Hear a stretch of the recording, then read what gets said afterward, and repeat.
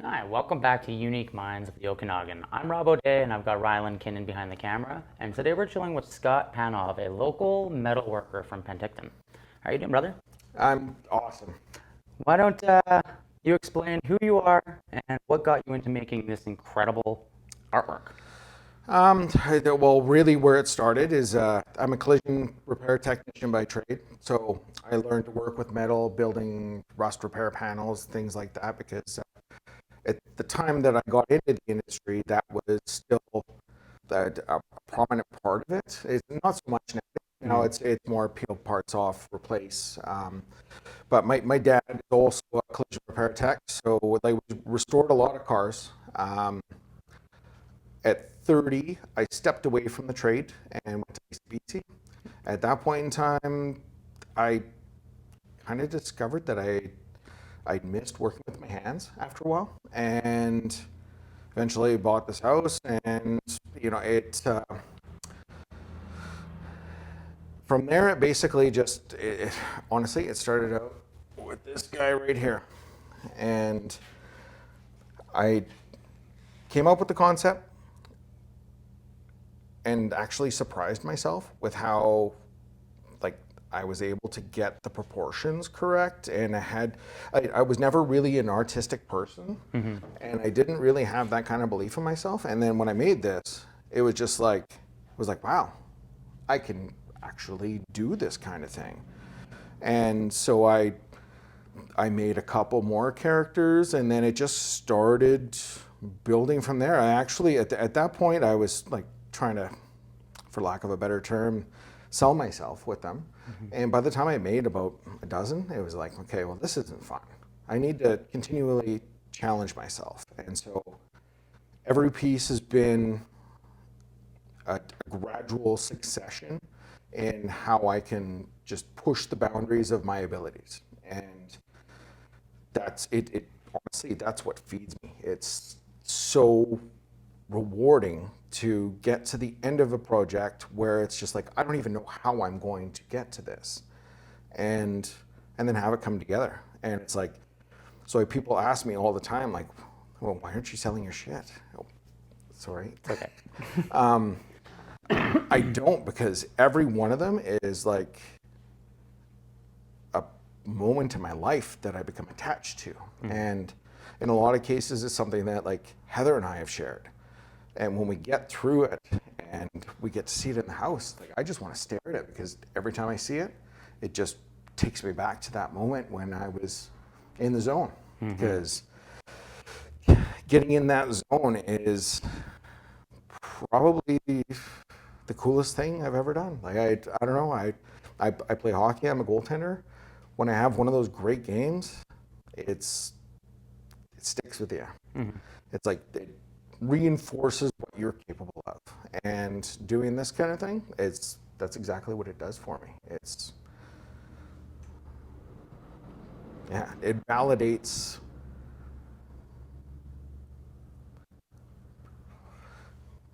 Wow, awkward silence. No, no worries.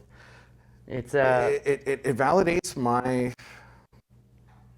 your self-awareness almost. yeah. It's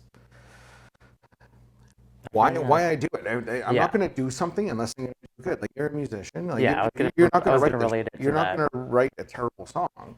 You want to write the best song you can write. Yeah. And that's why I do what I do with this stuff. It's just like, what can I do? Like, I got a list on the wall. Of what you're gonna build. Yep, That's I awesome. haven't crossed the Donkey Kong barrel off yet.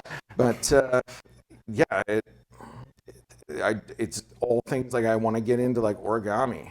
That would be really cool. Because, like, well, I made a paper airplane. I don't have that here. It's in my office. And yeah, when people see it, they're just like, how'd you do it? It's one piece of paper or metal. Yeah, but folded like, so intricately. all I did was just trace the pattern. And anyways, I would like to do that with more stuff. I would like to, I don't know. I think my biggest thing is that when I want what I want people to, or how I want people to react when they see the stuff that I'm making, is like, wow, how do you do that? Like that wow factor. That's what drives it. It's like, that's what there's a huge community of metal workers online, and I follow like 500 or so on Instagram, and like there's varying levels, and even the people that maybe aren't as skilled still have great ideas. Yeah. And we all steal, like any good coach is always going to steal ideas from other people. And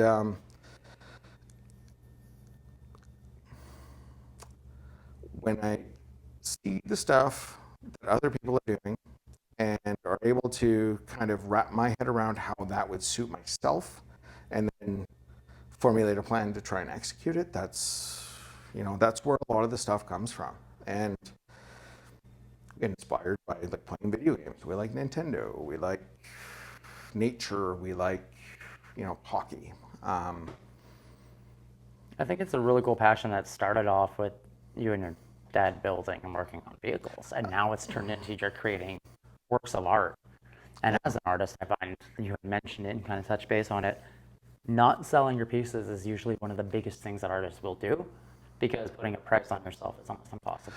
It was one of the biggest pieces of advice that I was given when I talked to other artists, and they were like, be hesitant, because once you do that, once you put a price on yourself, then you're kind of, and there's, I mean this in the nicest way possible, but there's a lot of like metal workers that are more making crafts as opposed to art, yeah.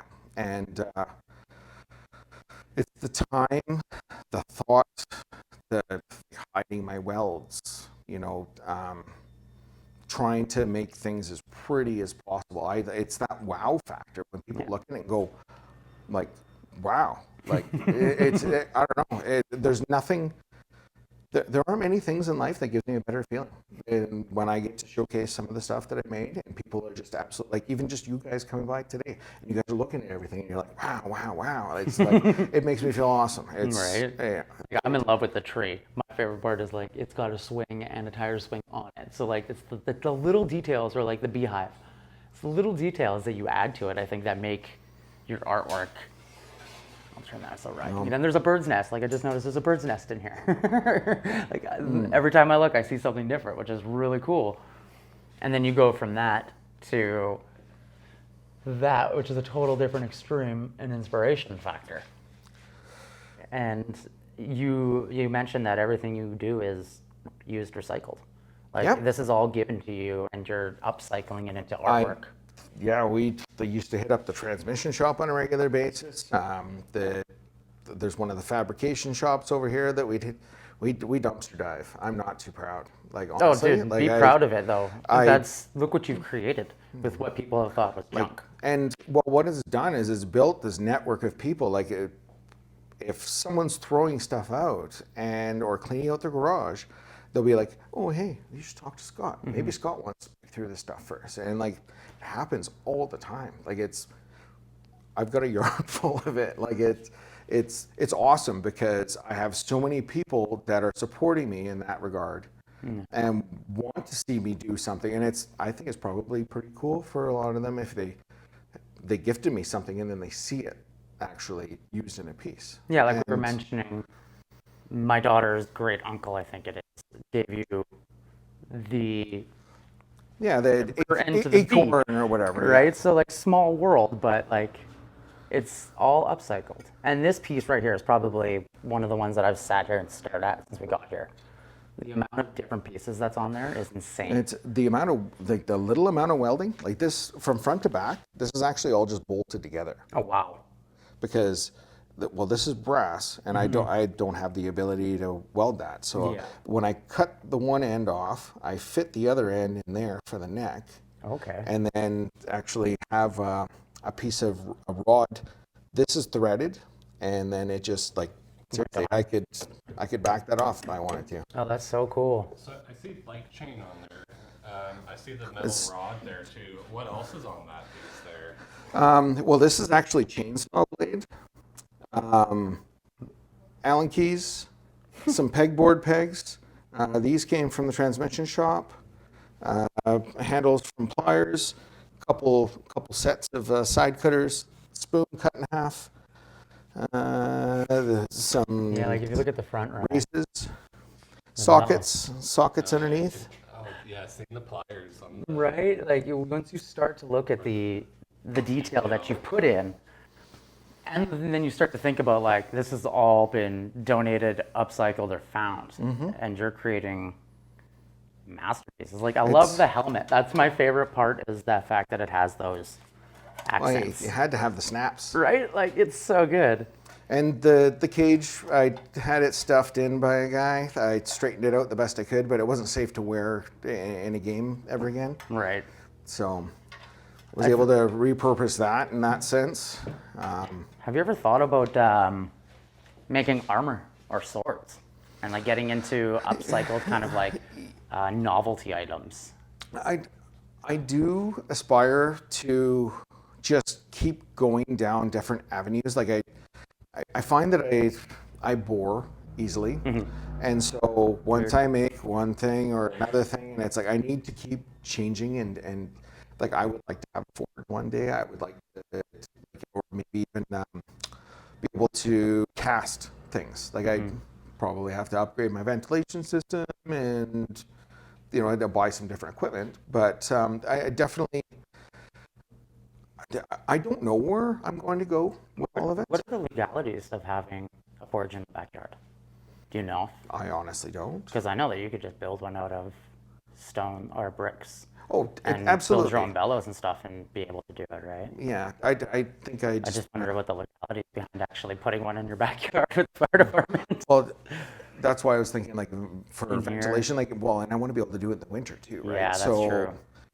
If I have something that's like gas powered or whatever, like at least that I've got it inside, I can do it all year round. Yeah. Like I watch and try and learn as much as I can, like whether it's like the Metal Shop Masters or and then I've now followed all those people and I'm like seeing what they're doing and like who they know and what those people are doing and like there's so many talented people out there, so many people out there that are way more talented than myself. I honestly just want to get my skill level to where these people are, because when I look at their stuff, I go, wow, like, how did they do that? And that's like, I don't know. It's cool. It's when I look at cars, I know how they did it. Yeah. I could do that if it's just stepping outside of your comfort zone, I guess. Because like that's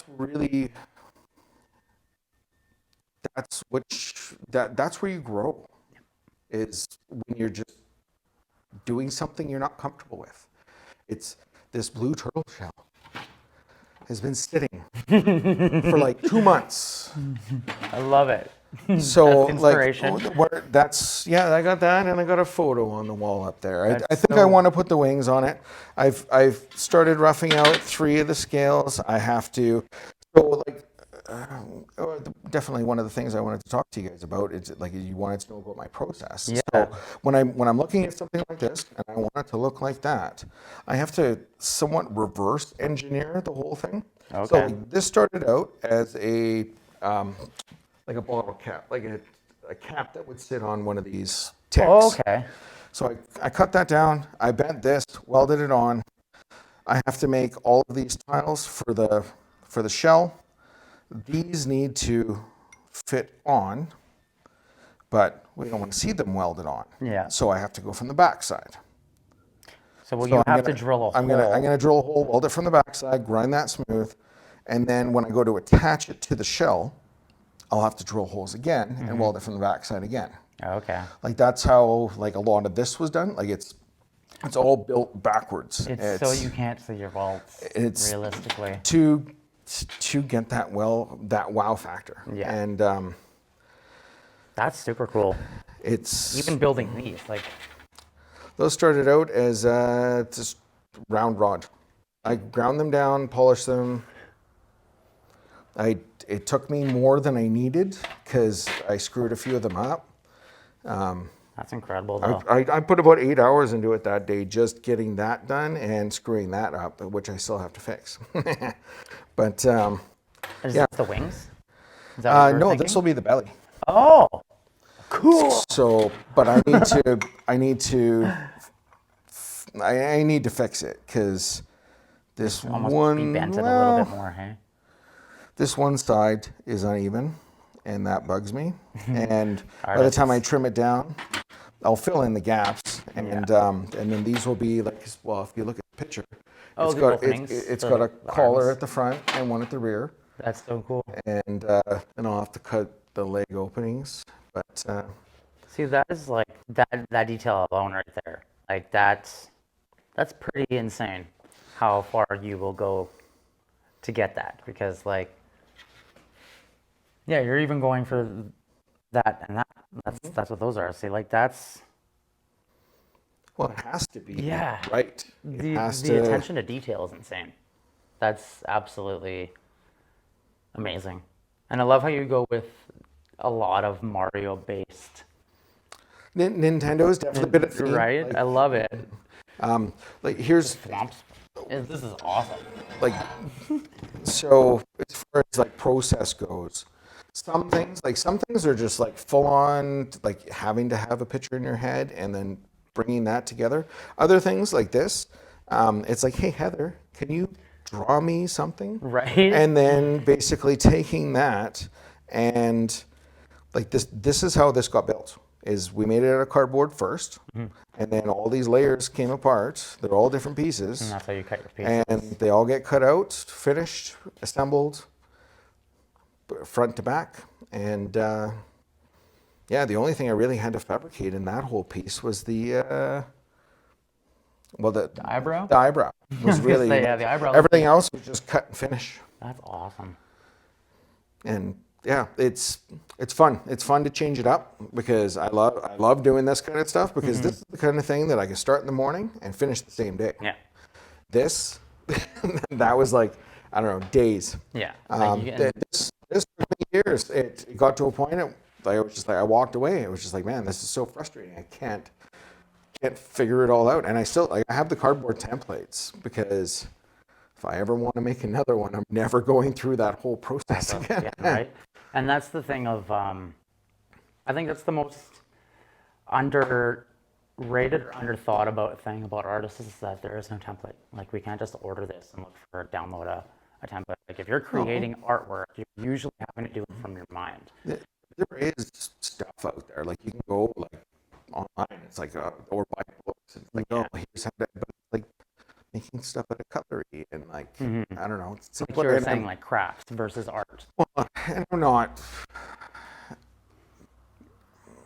I don't think I'm better. No, You know, in that sense, like it sounds kind of terrible, I guess, when you think about it like that. But but there's a truth to it. And the thing is, I will build stuff out of cutlery still too. I've Yeah. got friggin' cell phone holders and all kinds of stuff that I've made out of that, and it's that variety. Yeah. The whole. Like, I wish I brought the cassette out because we didn't bring out the cassette. The cassette, you guys would like the cassette. I'll have to show it to you before you go.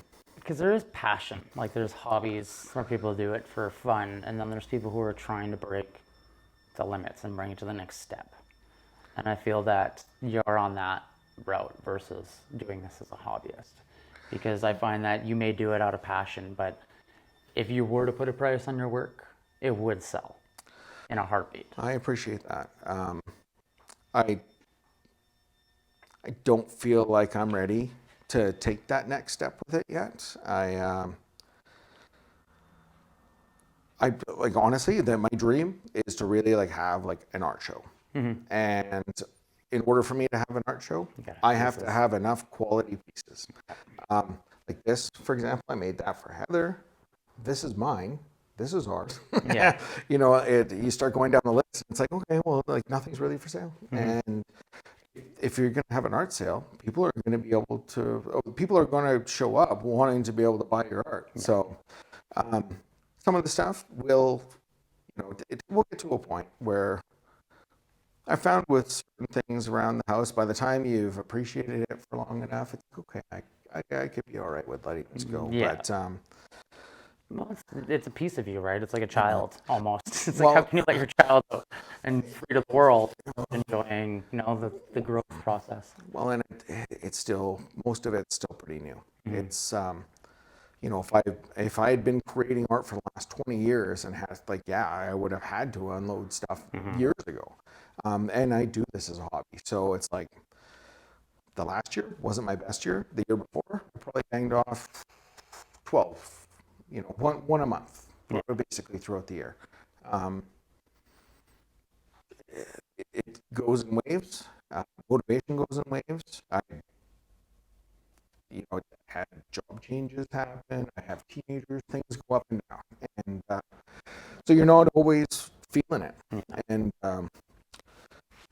as much as I love producing this stuff, sometimes it's tough to get motivated. I was gonna ask, are there days where you just feel like, why am I doing this?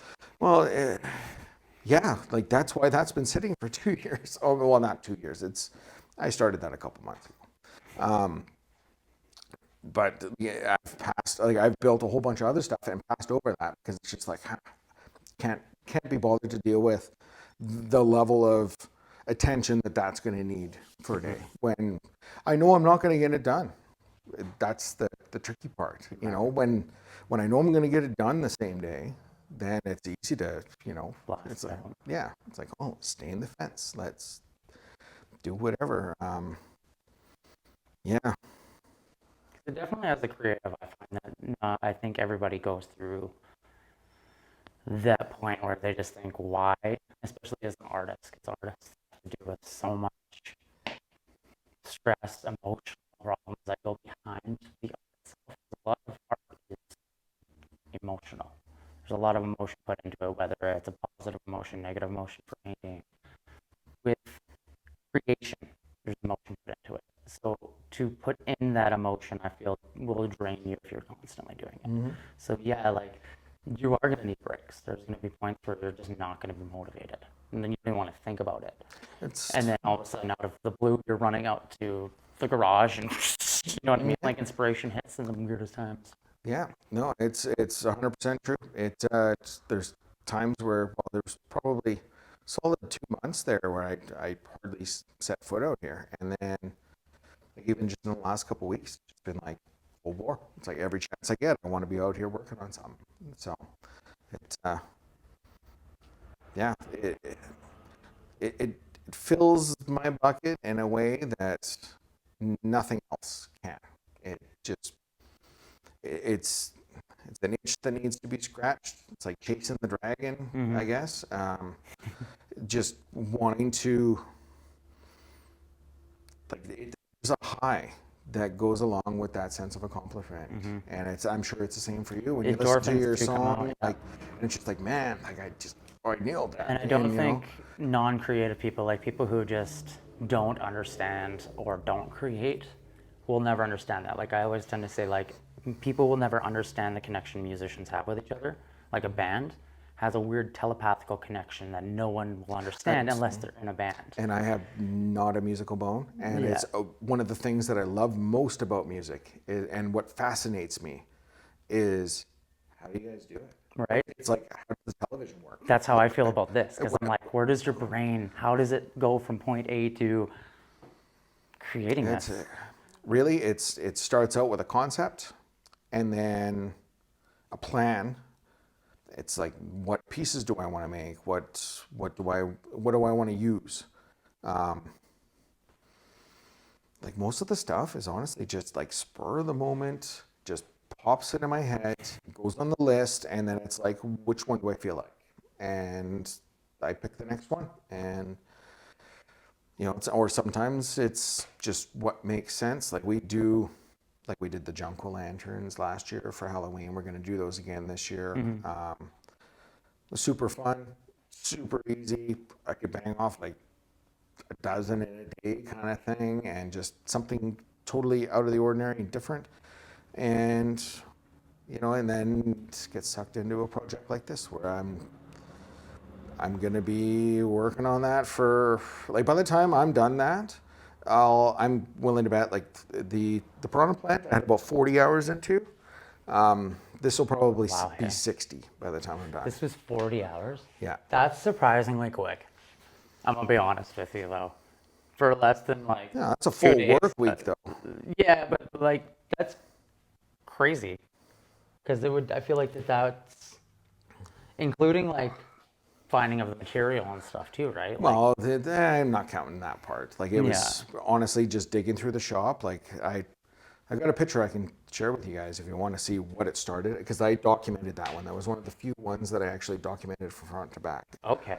So it's like every little step, like to where like you can see this sitting in the vise and how I had it hold its shape. Because like that was it was like, how am I gonna do that? The mouthpiece? Like, Yeah. yeah, the lips. The lips. And it was like, okay, well I'm gonna have to bend the top and I'm gonna bend the bottom and then I need to finish it all. I just noticed that the tongue's even in there. That's insane. Like, that's what I feel like every time I look at what piece of your work, something else pops out at me. Like even here. Just noticed that. The birdhouse. Like every time I see something, it pops out. So what's been your biggest challenge getting to the point where you were so far? Has it been materials or has it been a self battle? It's mostly, I would say honestly, myself. Like it's materials I can go buy if I need to, you know, especially if it's sheet metal or something like that. It's maintaining motivation, finding that next challenge, always kind of trying to move in like up. You know, I don't want to. It would be easy to just make more stuff like this, but now that I've built one, I figured it out, and like you could bang off. I've had lots of people say, "Oh, I'd buy that," you know, but if I just start making them now, I'm a factory, and I'm no longer creating unique and individual pieces of art. So it's yeah. I respect that. I feel a lot more than somebody who's just going to capitalize on, well, this is what people want. Well, I have people tell me all the time. It's like, oh, you should do this. You should be selling your stuff. You should be at the market. You should be doing. And it's like, I appreciate that because I take that as a compliment. It's they're complimenting what I'm doing. Yeah. But honestly, like I'm really would like to strive for more than that. Like I don't want to be like. Have you ever seen Kevin Stone? No. He's a metal worker out of Chilliwack. Okay. He's building a Tyrannosaurus Rex. He's the one who does the dragon. Yes. Oh, okay, yes, Yeah, I have like seen his the work. guy's insane. Yeah, like large scale masterpieces that are crazy. I'm not going in that direction. That's Yeah. not where I want to go. Because that would really be like. I thought he was local, actually. No. I'm hoping to try and I manage that area now. Okay. And I'd love to go and check out his stuff. It's I've seen him like incredible. And that's the thing I love about artists is like, you're always going to look up to somebody because they have the skills that you haven't developed yet. But there's people who are looking up to you for the skill levels that they haven't developed yet, right? So like, it's a weird concept as a musician. Like you're always aspiring to be somebody, but there's somebody, or like as an artist, sorry, that they're aspiring to be you, or you're aspiring to be somebody else, and a skill level, not a personal level. But like you were saying, when it comes to metalworkers, I think it's a lot like the musicians, where there's a welcomeness to share your knowledge up and down. When you're sharing it with people who maybe aren't as skilled, if they're asking for it, it's usually very well received because like the stuff that I've been able to share with people, and they're just like, really, it was that easy? And it's like, yeah, well, but trial and error, like a whole bunch of times, like. And with musicians the same way, like, okay, getting sidetracked there. But going up, when I ask people who know more than me, they're always willing to share their knowledge. Yeah. And it's pretty easy to appreciate that because, well, it's what binds that community together, I guess. And I think that's what makes creative and the arts community is so vibrant, is that they are very accepting of newcomers and exchanging knowledge and kind of pushing the craft further than it was. And I think that that's what really, at the end of the day, leads to the arts communities being such beautiful things, is that they're not like with sports fans, there's like, this is our team, where this is what we do, but like that's with sports, and it's a community, but it's a different style of community. Like I find the arts community has this giant, we're all outcasts. You know what I mean? In a sense, like we're all the weird people that. Hey, I'm a goalie, man. I'm used to hearing that. Right. Yeah. Like, and you play sports, so you understand like that teamship. That this is our team. Like this is my group. And I find that with the arts, there's a unique thing where all the different teams work as one to create this massive team as an arts community. So it's going as like a sports guy, like I played ball for years, to an arts community where like everyone's accepting and there's no competition. It's a friendly competition. Well, we all build each other up. Yeah, and I think that's what matters, is that building. I see there's only half a dozen other local artists that kind of do what I do, and like I'm friends with most of them, and I love seeing their stuff. We all have different styles. Yeah. We'd all promote each other. Like there's the one, you guys should probably interview her at some point. She sells at a Kelowna. She calls herself Wingnut Whimsy. Okay. She's based out of Summerland. She does like completely different stuff than what I do.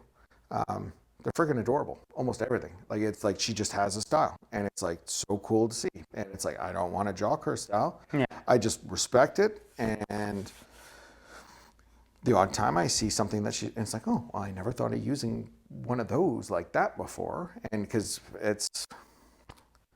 our brains are always working when it comes to this stuff. Like I'm always kind of churning around. Sometimes I'll bring home something, or someone will give me something. Like seriously, just set it on the table and it will sit there for months. And then one day it'll be like, that's what it's meant to be. And there's been a few things like that. And it's like these acorns. That was like, as soon as I brought them home, I was like, man, I need to make something out of that. What am I going to make out of that? And sat around long enough, and it was like, okay. It was right when like murder hornets became a thing. Oh, okay. Because it was like, okay, there's my inspiration. There's your inspiration. That is hilarious. Yeah, we made a hornet, a rhino, and a bear all in a 1 month span there, right at the beginning of COVID. And did COVID help you with inspiration, being able to like have to take like, cause you work for ICBC, so I assume you're working from home. I did for the first 3 months, and then I was back in the office the entire time. But what it did afford me was a whole bunch of time. Yeah. Really, that was probably, that first year was my most productive year out here ever.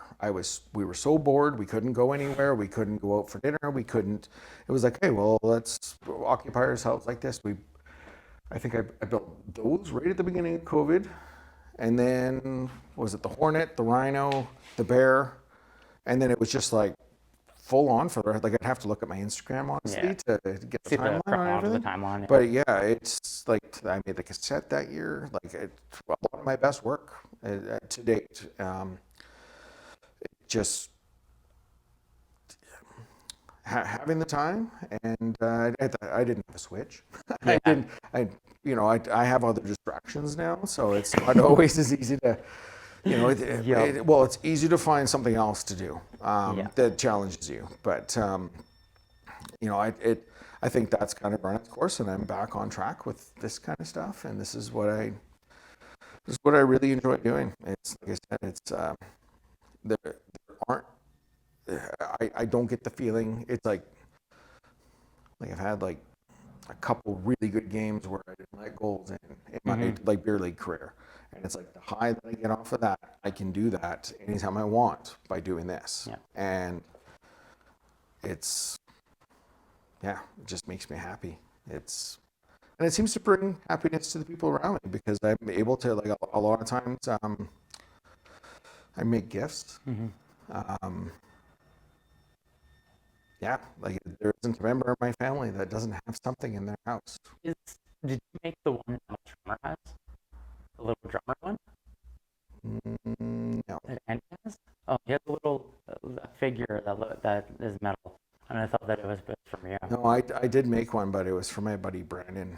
His wife commissioned me to do that one. That's awesome. Well, actually, I think I made it and then offered it to her. But anyways, Do you find that, like me personally, as a creative and who also runs my own businesses, I'm constantly firing on all cylinders with what needs to be done next. Do you find you're doing that constantly with projects? yeah, it's like there's always, like, honestly, I just keep a list. I have a list going in the house. I have a list going out here. It's like everything is fairly well organized. Heather's instrumental in keeping me on track with that stuff a lot of times too, reminding me what the priority should be sometimes if I get a little bit off course. But yeah, no, it's I really suck at shutting my mind off. Like I was up at 5 this morning, just rattling through a whole bunch of stuff, and been pacing all day until you guys got here because it's how I operate. But you know what? It's brought me success this far, and I'm not really gonna stop because honestly, I'd rather be putting more thought into things than less. Yeah. I feel like that's a running theme for a lot of the artists that we've interviewed is that they can never shut their brains off. It's always, even like when they're sleeping, they're still thinking of what projects they're doing or what projects. You wake up and have a dream, write it down.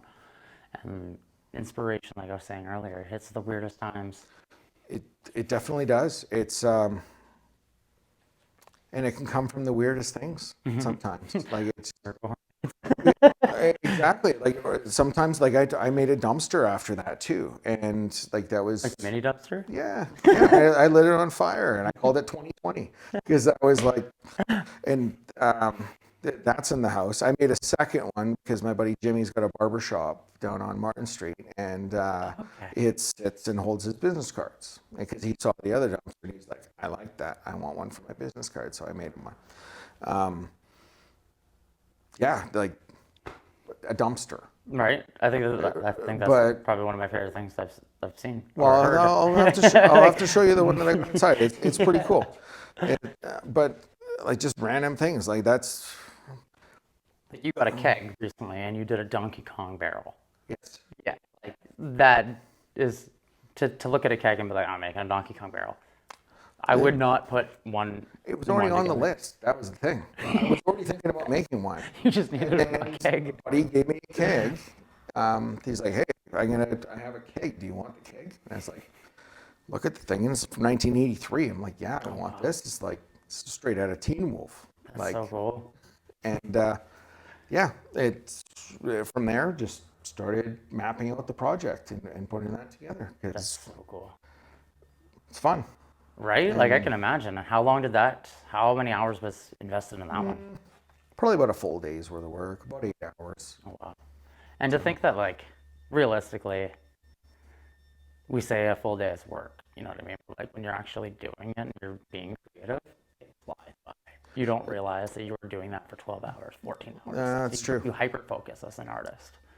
I think It definitely, well, once you get in the zone, it's just, and if you're in the zone and things are just coming together, yeah, you have to like just stay the course. It's like you don't want to break that moment. You just want to keep going and drawing on whatever that, you know, it's almost inexplainable. It's just you're fueled, and fuel just drives you to achieve.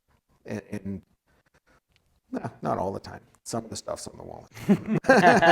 But What else do you have kind of on your list there that you're thinking about making? well, as far as the origami goes, I want to make a crane because I think that's like the most like if you were gonna do a piece of origami, that's the most recognizable thing.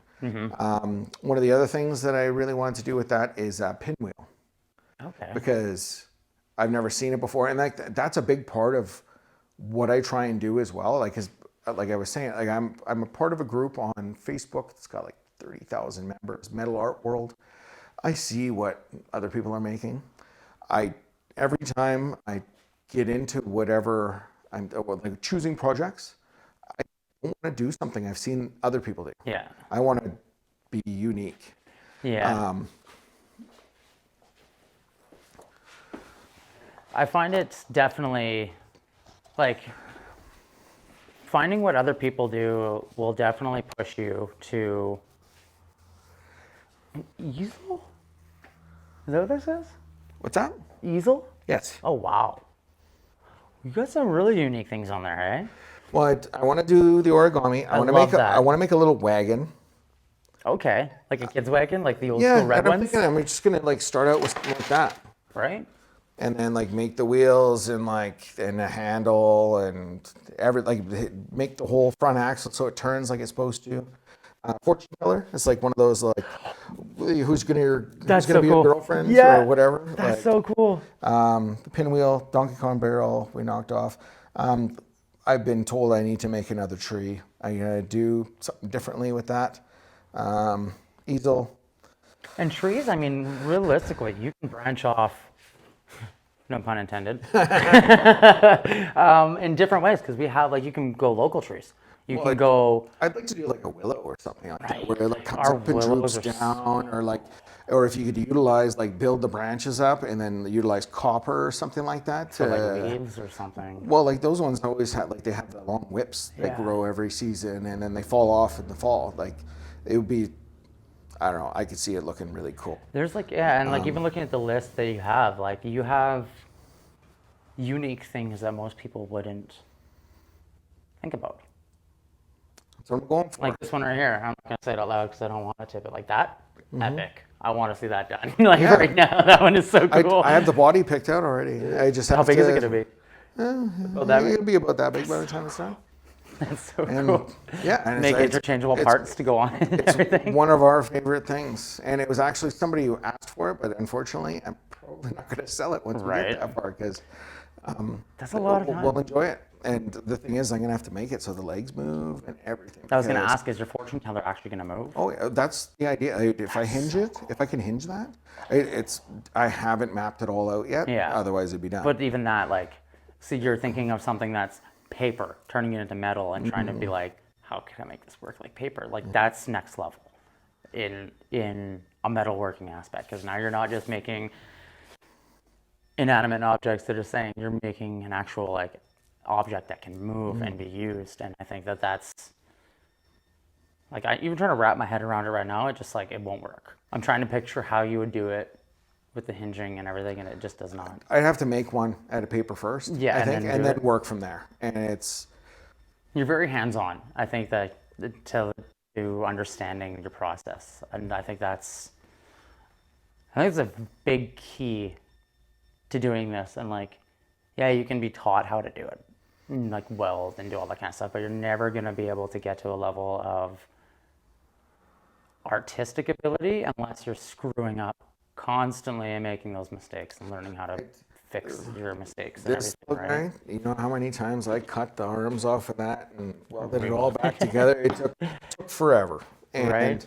But then once I got through the first one, like it's not perfect by any stretch, but it got to a point where I was like, you know what, I'm happy with it. And That's the hardest thing. it's funny looking back and seeing where my skill level was just 6 years ago or 6.5 years ago, because that's about when I made that, to today. It's like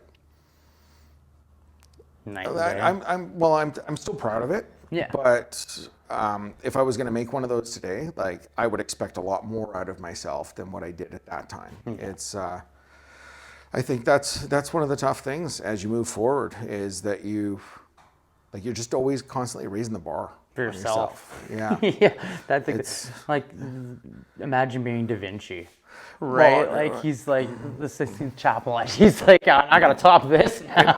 and it's funny because like when you think of it from that perspective, there's people that will be like, man, I wish I could do that.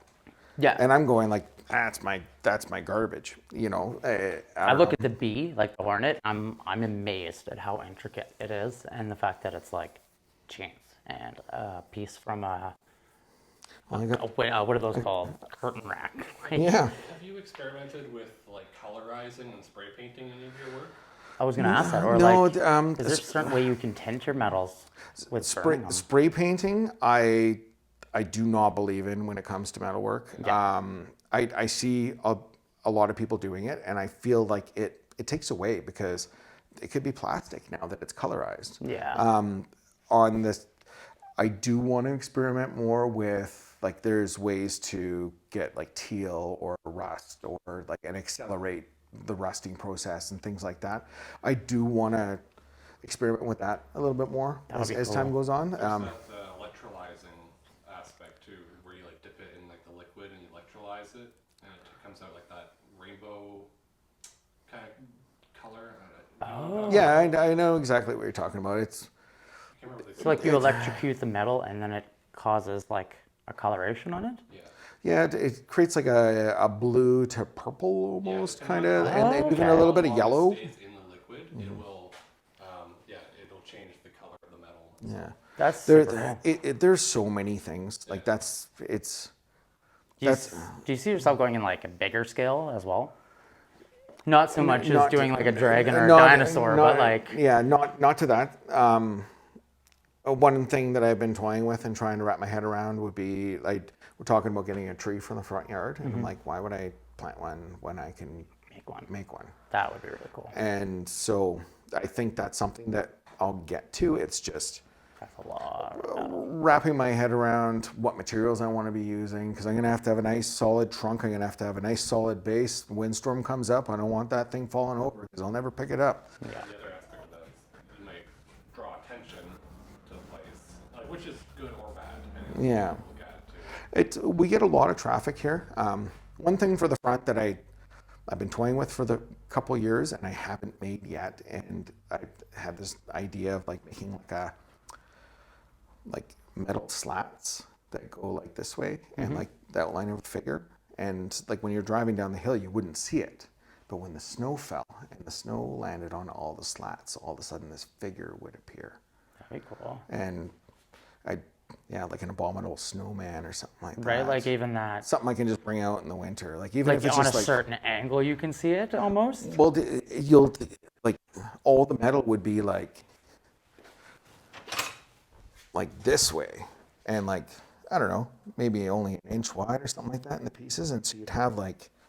Okay. So when you're actually looking at it, all you would see is just a bunch of lines like this. Yeah. And then once the snow falls on it, it will fill it all in. And It's a trial and error to get the exact look you want. but it's on the list. See, Well, it's that's- not on the list, but it's in my head. Right. Well, where's the pen? Got to put it on the list. No, but even that, like, that right there is like what I think will separate you from the people that we were like, I don't like classifying people in general. I hate classifications, but like the hobbyists versus like the artists. Like, yeah, people can do it with the skill, but they'll like continuously be like that plant where they're making the same thing over and over. As where you're like, I'm going to create the most random thing possible and see if it works. And if it doesn't, then I'm going to continue until it works. And I think that that's what separates it. But what defines a true artist as like a metal artist or a painter or a musician is they're pushing the boundaries versus just sitting in their comfort zone. Like, oh, I've got the skills, I can do this. But to constantly push yourself is what makes you the next. No, I appreciate that because honestly, like, it's been maybe inside the last year that I've kind of like accepted that actually I am an artist because I don't know, that just seemed like a term that was like for other people. You know, I'm just some guy who likes to screw around in his shop and make stuff. Until people started being like, wow, that's a piece of art. Wow, that's art. Wow, I had some stuff in a gallery for a little bit this year. And we didn't sell anything, but just even being accepted into that was just like, oh, okay, well, maybe I can hang. It's Well, like, the city's super supportive of the arts too. Like Okanagan's covered in metalwork, so getting your stuff there yeah, would be awesome to see. Because is the local artist too that they have there local, or is well, that for the stuff that's like on the along, beach? Yeah. yeah, no, they buy that stuff See, from, like that would, or rent it. I don't yeah, even to know. like utilize your skills and like a local artist who has talent, put your art up there. That makes more sense to me than anything. Like, focus on the talent that we have and don't outsource or pay out the rear end for pieces of art that you could have Jeez. locally. You know what I mean? I think that there's a lot of amazing work locally that I don't think is getting the exposure it deserves, I guess to say, because our arts community is very tight knit, but it's not well known. Like Kelowna's, Penticton's art community, they have amazing artists that a lot of world renowned that people don't realize they're just in these little niche markets and tiny little areas of the Okanagan, right? And I think that, pardon me, I feel like this is only, like you said, you've really taken it seriously as an artist, in a sense, over the last year. The sky's the limit, like, for sure. I'm excited to see the other pieces that are kicking Oh, dude. around, and we'll get a lot of footage of that I'll too. keep pumping them out year after year. My house is the heaviest one on the block. Can't help but notice all the like kitchen pots and stuff underneath. Oh, Right, and this is all the stuff that's been donated. yeah. See, like that's And it's like everything's Incredible. pretty organized. like to even have the community support for people who are like, well, we're just gonna go drop it off at Scott's because who knows what to do with it. You Yeah. know what I mean? Like that right there will lead you to having the whole community behind you. Oh, the gold I find in some of those, like not literally, Yeah. but like when I'm digging through those bins, and it's just like, wow, look at this. Oh, that's cool. Like there was a time where we were sitting behind the transmission shop, and she's like, get back on your side, because we were finding so much cool stuff, and like, Definitely opens up that one man's junk is another man's treasure. Right? oh, 100%. And even with some of the local businesses in that regards, like they know what I know people, and they know what I do, and like I call him the bearing fairy because it just shows up on my doorsteps. Bearings, nice big bearings, because he works on heavy equipment, and anytime he swaps them out, he drops them on my doorstep. Sweet. And Like what Yeah. what would you do with a bearing? Like how would you go about if you were given one? What would you be like your first, just theoretically, like, oh, I got a bearing, I want to do something with it.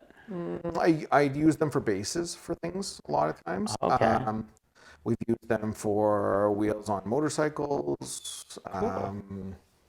Geez, lots of different things really. Like I don't think there's one in the Piranha plant. Because you but- could technically utilize like even skateboard bearings oh yeah, to be able to yeah. like have things mechanically moving. Yeah, if they're usually the ones I get are scrap, so they're not. They're not. turning They're so not good. moving. As Yeah, well. they're binding in one Yeah. corner or something like that. But yeah, no, it's depending on what I'm building, it's just having this toolbox full of like whether it's small gears or nuts and bolts, carriage bolts, keys.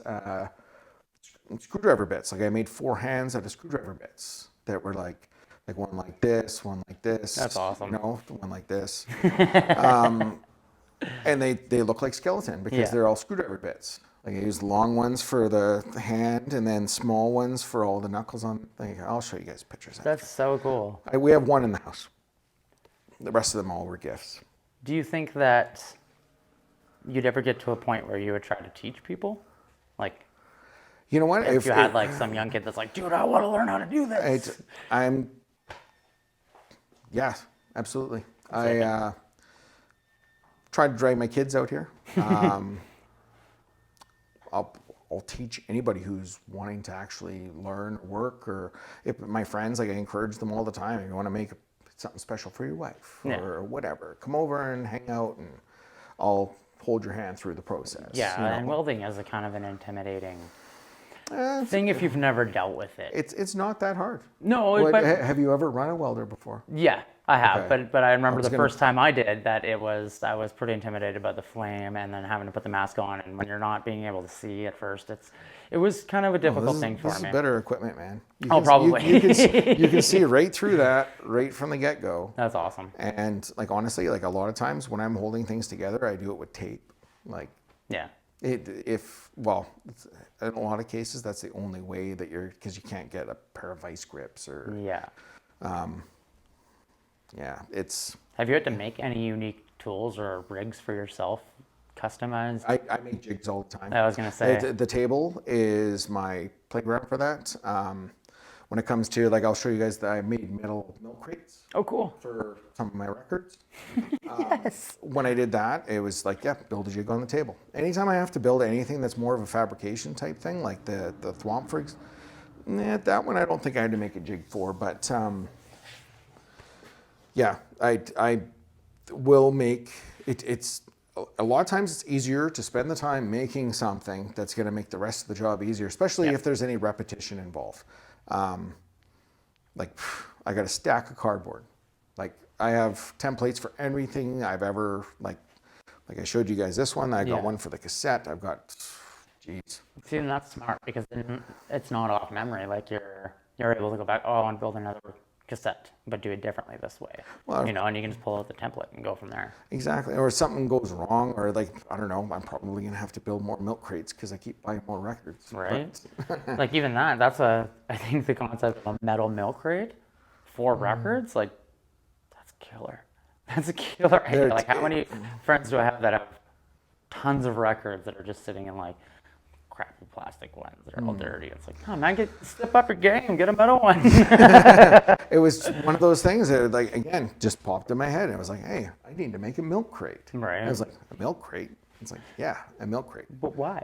Well, this is why. And I think it that looks freaking cool in my living room. right, especially stuffed full of vinyl. What these? I was gonna bring these up. How long did these take? Geez, I want to say somewhere around 12 hours. Surprisingly, like it feels like it would take a lot longer.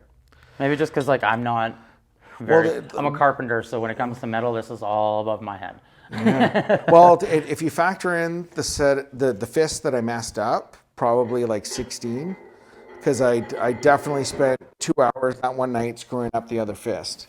It would be hard to get a fist. You know what I was doing is I was looking from this direction rather than from this direction.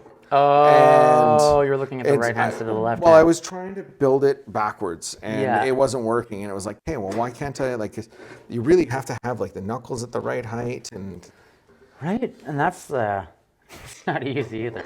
but really, it's just rebar. And then once I put that together, I was just grinding it all down, throwing the fingernails on. I love the fingernails. They're super sharp. I love them. I thought it was pretty funny when the guy suggested them as weapons, and it was like, really, I never would have thought of that. Right? Like, yeah. No. building them the whole time. I just The whole time you're not thinking of that, and then all of a sudden, it always takes one person on the internet to do that, though, turn anything into a weapon. And it's like, well, you know what? They sit at the top of the stairs, and if somebody broke in, Yeah. I think that, and then you mentioned that, was this the piece that had the artist actually share it? Is that what you were mentioning? Yeah.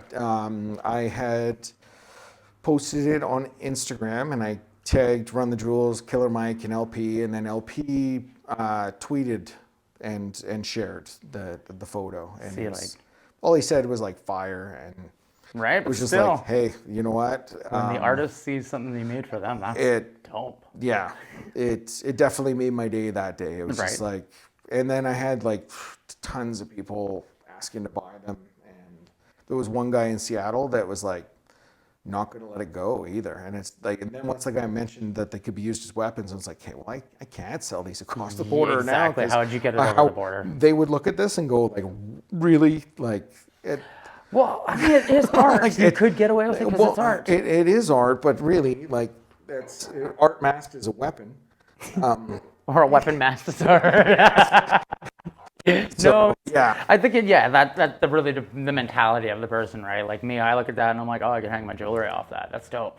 Like that, I would never have been like, oh, I'm gonna use that as a weapon because like we're naturally given those. We don't need to like Yeah. hold a piece of metal with those on it. The extent of the boxing. Yeah, right, exactly. No, I think that's so cool that even the story that you made that out of an inspiration for a group that you liked, and then the artist actually, right? Exactly. Like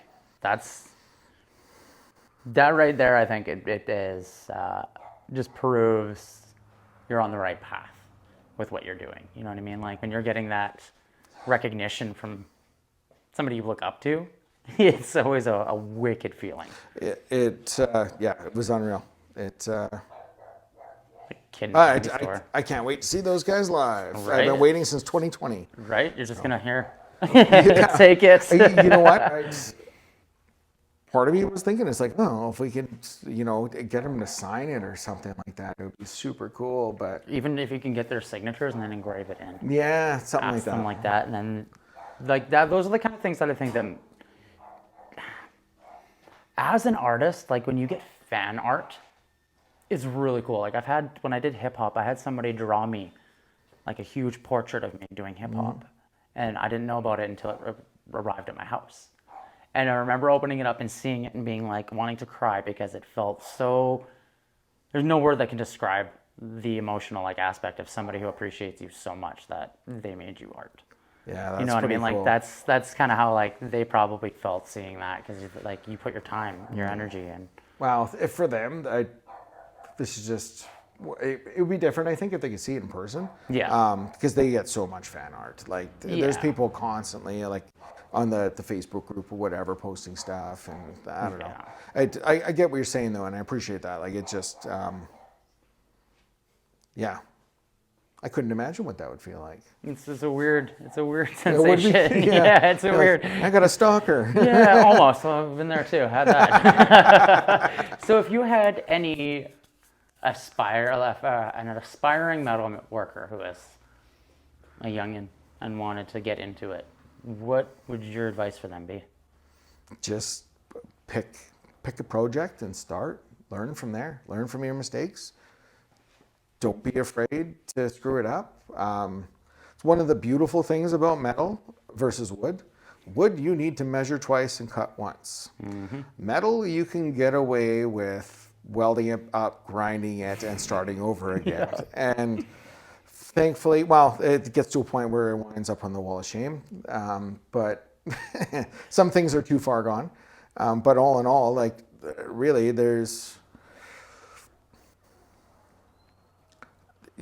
learn from the things that you make, and every time that you do something, you're going to just reimagine how you would do it if you had to do it from scratch. And that's what's kind of it. Then it's like, okay, well, you know what? If I could have done that better, how am I going to make this one better? How am I going to make that one better? How am I going to make that one better? And really not accepting anything less than what you feel comfortable with, because like everybody's got their own level, and I hold myself to my standard. Not everybody has to. There's art's art. If you got a good idea and you can put it together, then you've got something. Because really, like I've seen some stuff that like could have been better done, but it's still fantastic. We want to have a quick look outside at some of the pumpkin or the. Yeah, before Yeah, we wrap up, absolutely. we'll take a quick run around and look at some of the stuff that you've done. We'll follow the cameraman.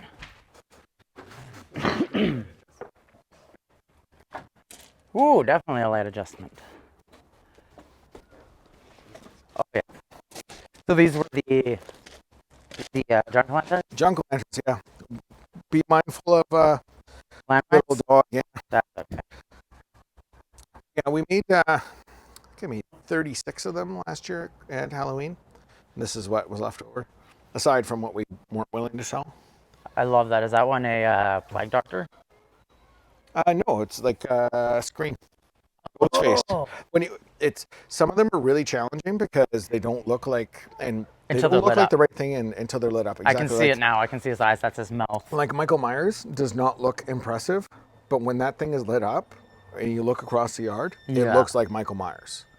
Like, That's so cool. I love that. That's super unique. I think this is my favorite one right here. That's right up my alley. want to take it? You can. Maybe. Yeah, I might have to. That's dope.